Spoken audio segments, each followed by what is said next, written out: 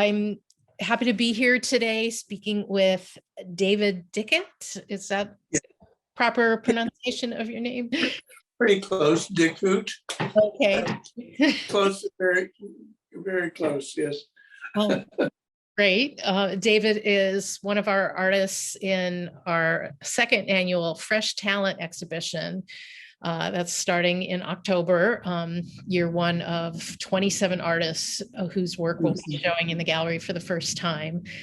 And we just really love what you're doing. The pieces have so much character and personality. So I'm excited to talk to you today.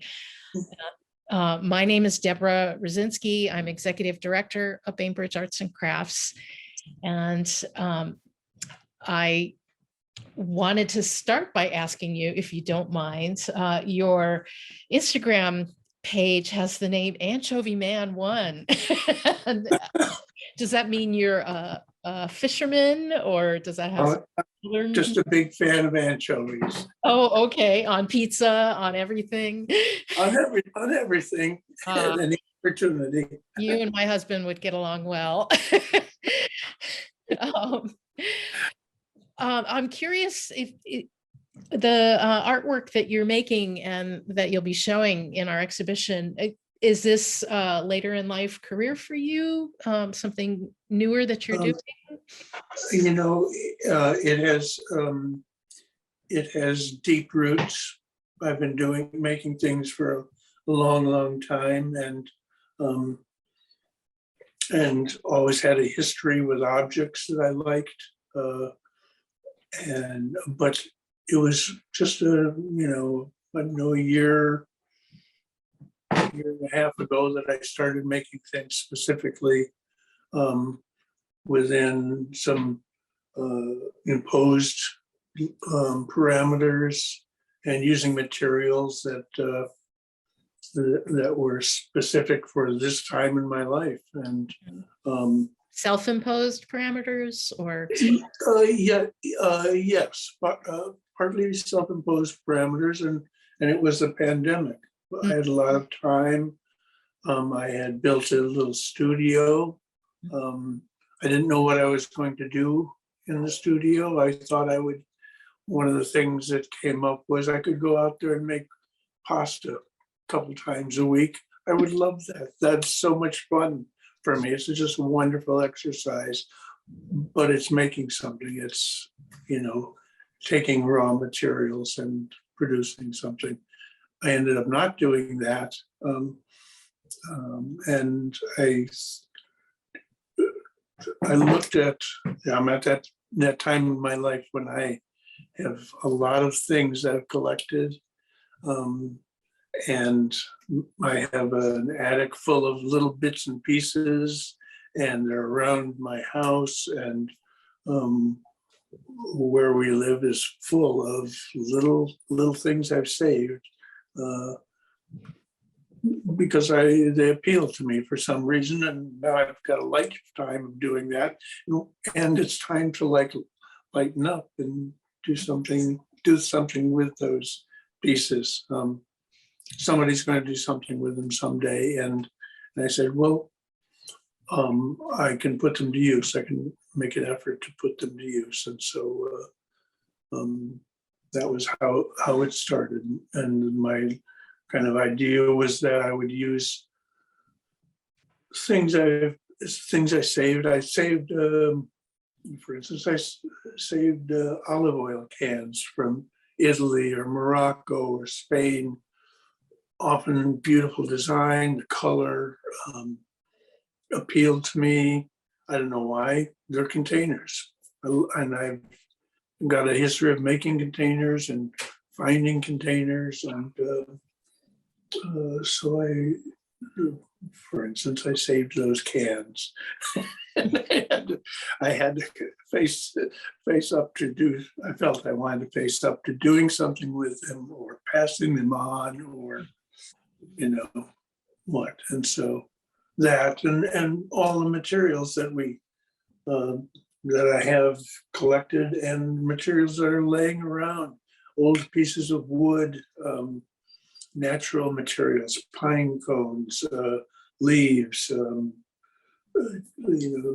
just whatever old boards that are laying out in the yard back in the corner that now have an interesting texture, and now they've got a history. And these are all kind of part of my history, and so that was how I got started. You said you have a history of making containers. Can you speak to that a little further? Sure. I used to for probably, I think it was probably 6 years, starting back in the middle 70s. I began working with. I became a silversmith, and then I began working with tropical hardwoods, and I've always been drawn to woods. I have just memories back into childhood of things made in wood, or working in a wood shop, or down in the basement. And I had a teacher, I had a friend, a real master craftsman, who taught me some design and techniques, and just a lot of little things about craftsmanship, on a very small jewelry kind of things, working with stones, setting stones into wood, making.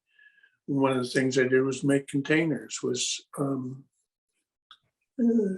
for specialized things, reliquaries, things that would hold something that was precious, or something, and the container would always be, was using hand tools, and I'm still using hand tools. I'm not using power tools other than a drill or a little Dremel tool if I need it.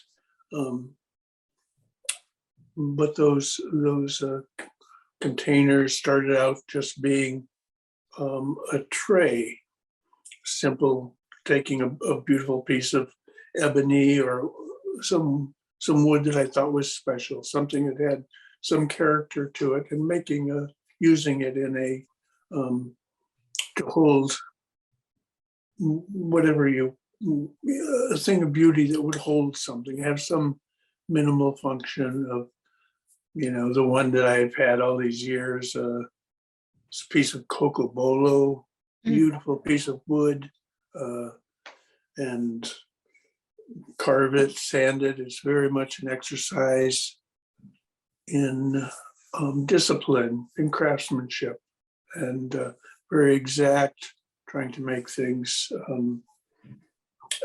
just so. The finish, the reflections, the fact that it has no really flat sides.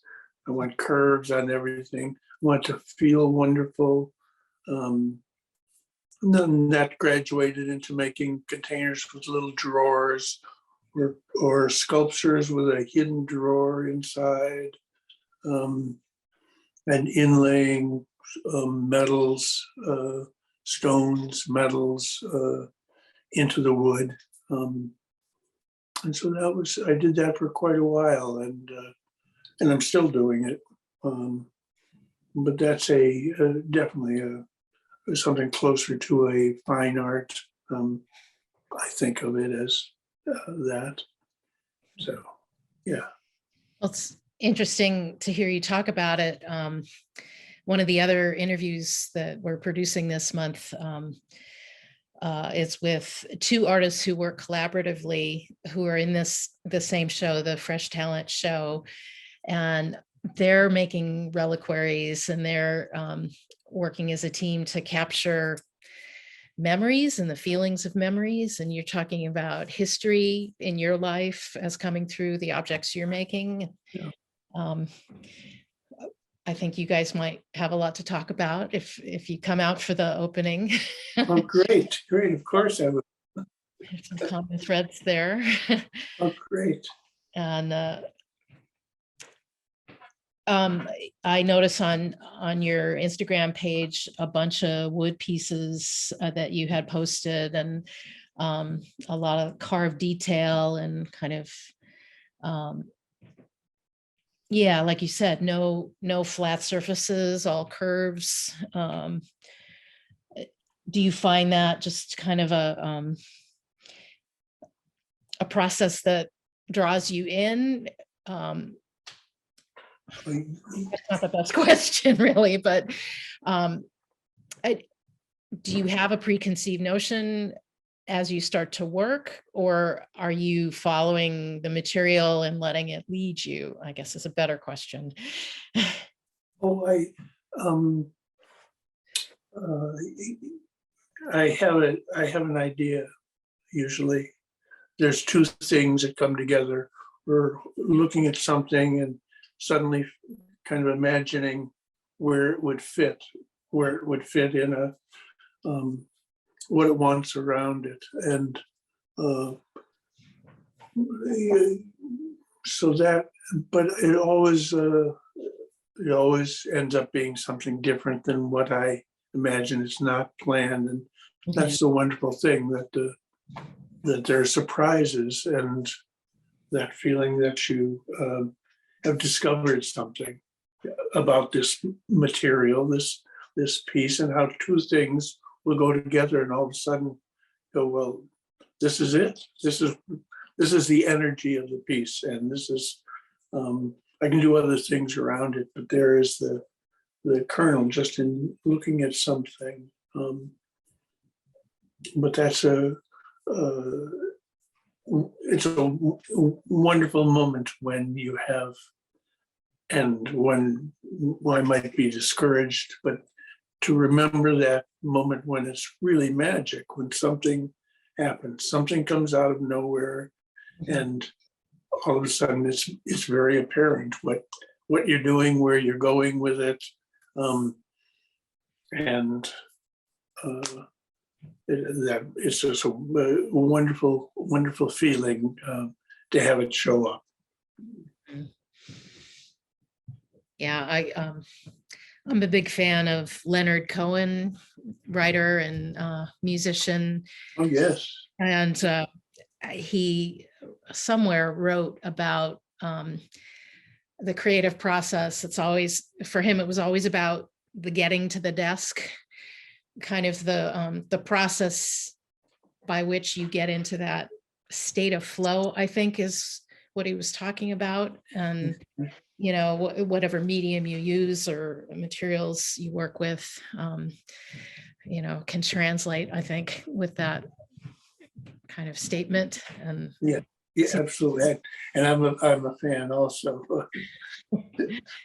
and listen to him pretty frequently. But it's yes, it's good to remember that there is an entryway. There is a way to have that faith. There's something of that. Really, it's a magic moment to have that open up, that's going to happen. And if it doesn't, you can let it go and start with something else. It's always not to be discouraged. would you say that you're primarily self-taught, or have you had formal training? You mentioned a mentor who was very influential. Yeah, I learned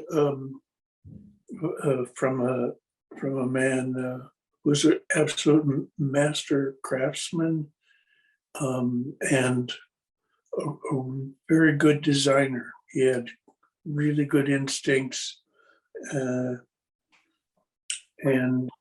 the precision that I learned from him, which has been very important to me throughout my life. It's just been a way of going about things. Is this in Seattle or somewhere else? Oh, this was down in the Southwest. It was during the turquoise and silver craziness of the 70s. So you lived there for a while. Yes, yeah, and but I'm pretty much self-taught. but those things I learned back then and the experiences I had subsequently um, have been very, I've had some good teachers, not in art, but in how to go about things. And I worked on, I've worked with my hands my adult life, and this is very wonderful. And one of the reasons that I'm excited about it and pursuing it is that this, after decades of using a measuring tape, of being very careful about, the small increments and adding things up and building things square and plumb and straight and level. And now none of that matters. I am free. I can make it do anything. It can be falling through space, and it's wonderful.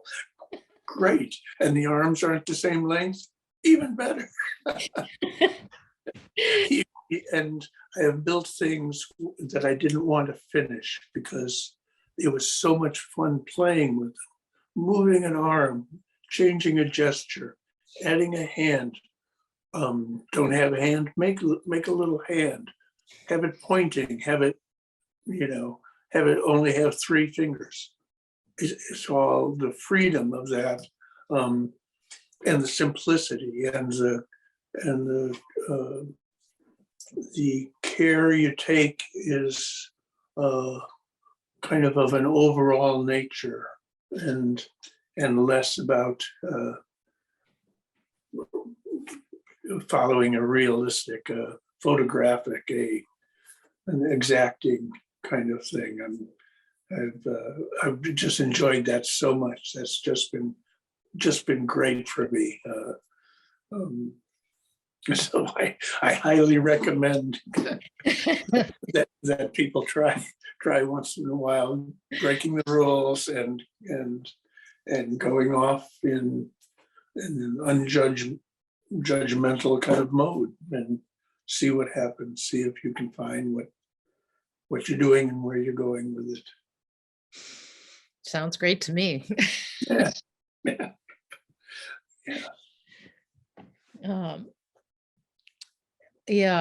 I'm looking at a few images of pieces that we're going to have with us, and then some others that you had posted online. And I just love the gestures and the personalities and the kind of character that come through in these objects that you're using, and the combinations that you put together, these relationships between the parts that make a portrait or a figure.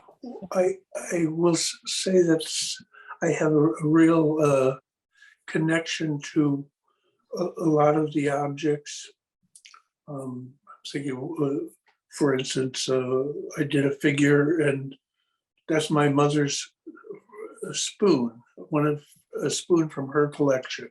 Mm-hmm. I have it. I have a bunch of things, beautiful sterling pieces, bits of jewelry that she saved. There's a button from a shirt that I loved.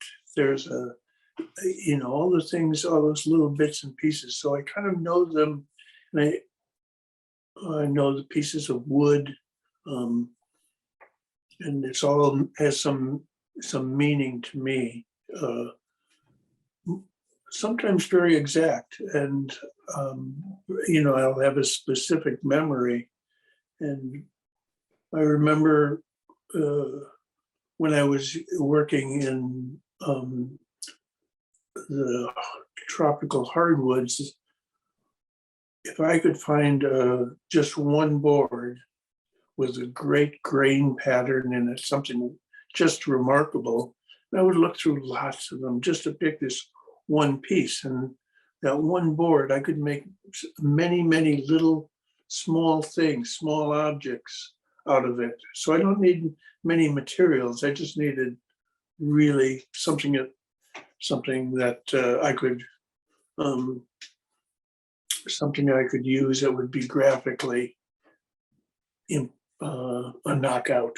And part of that was, so I had pieces of wood that I remembered every little scrap. I remember I can still go out in my shop and go, oh, I remember that. I made a belt buckle out of this, or I made a little, well, this is a cut off from something else I made. Now maybe I can make something out of that. So remembering all those little things and going into, now I've got drawers of stuff, and friends have given me things and gone, oh, look,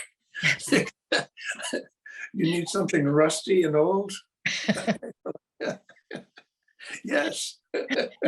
So I have a plethora of materials. But I guess what I was saying, that even now I save things, I remember them. I'm happy to see little scraps. I don't want to throw things away, and it's kind of not a great instinct. It's, almost hoarding kind of thing, but also there are possibilities in all these little funny shapes that, then you look at and go like, oh, look, that could easily become, the shoulder with a neck on it and ready for the acorn head or whatever. The run over can, the the rusty thing that was out in the parking lot, or if I'm hiking and I will go look at the old campfires. People throw things in there. They don't burn. They just turn into another material. It's useful to me, and I love the idea of being able to use things that are being thrown away. That I don't need to have. I don't need something new. That I'm better off without having something new. If I can find something. I recently started painting colors on some of these objects with the chalk that I used to use from my former work, which was being carpenter. The chalk that you put in a chalk box and snap a line, common material, inexpensive. Mix it with water, and now you have a colored paste, and it'll work for some things. It may not work so well in the rain, but that's good too. So there is having a feeling for your materials and all those things that you can discover that are not apparent at first. Yeah, you just caused me to have this kind of visceral memory of making pounce patterns and using a chalk box to pounce the chalk through little holes in paper to transfer an image to the surface. And it's kind of a time and place that I appreciate, and it takes me back. Yes. Methods of transferring images before computers that were really effective. I am thrilled to have, and we as a team here at the gallery are thrilled to have your work in this exhibition, and look forward to meeting you if you can come out. Yes, absolutely. Deborah, thank you. And it's been I was so thrilled to have my work chosen. It's been 40 years since I had anything in a gallery. So it makes me happy, and I'm very much looking forward to seeing everybody's work and meeting you. And I'll see you on October. Yeah, 7th. right. Yes. Yeah. Thank you so much, and thank you for taking the time to share your personal history and experiences with me. We hope you'll make a point to stop in to see Fresh Talent 2, our second annual juried show, this year juried by Greg Robinson of Bainbridge Island Museum of Art, featuring new artists to the gallery, 27 in total, on view from October 7th through the 30th.